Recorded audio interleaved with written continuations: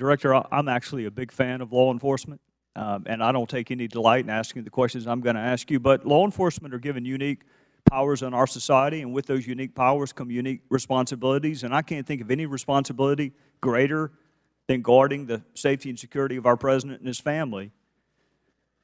So as I understand it, several agents believed that shots were fired, and a supervisor concluded that it was a vehicle backfiring.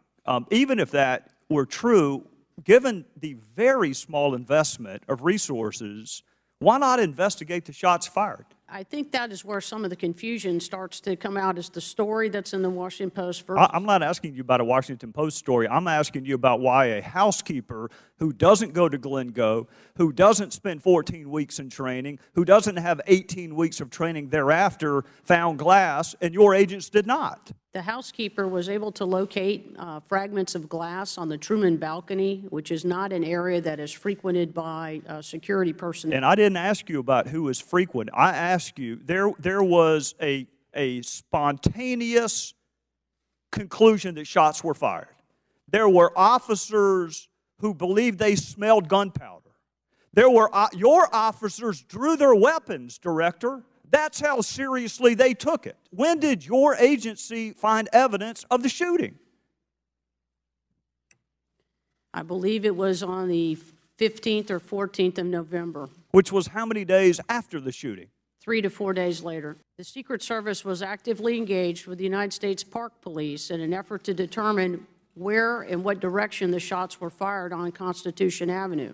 Madam Director, you reached the conclusion that it was a vehicle backfiring as opposed to shots fired. Now, this is the third time I've asked. Give me all the evidence to support that supervisor's conclusion, and then tell me why not invest the very minimal resources required to exhaustively search the White House. Oftentimes in these cases, there are a number of different people that make different statements. What I can tell you is that Uniform Division officers on Constitution Avenue heard gunfire and reported gunfire. I can't speak to the specificity of the individual you're talking about that reported it as... Well, can you speak to why a housekeeper found it and your department did not?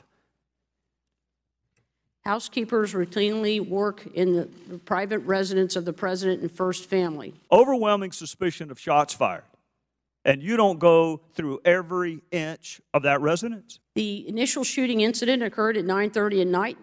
It's difficult to see at night. How about here? Officers Can you hear at night? Officers heard the shots fired on Constitution Avenue. Okay. Officers reacted, picked up security positions, swept the area looking for any type of injury, any type of intruder. It was not known until days later that these shots had actually struck the upper level, the third floor level of the White House. Okay, I'm going to end because I'm out of town with the same question that I began with. Why not search every inch of the White House, given the very small investment of resources? This is just processing a crime scene, Director.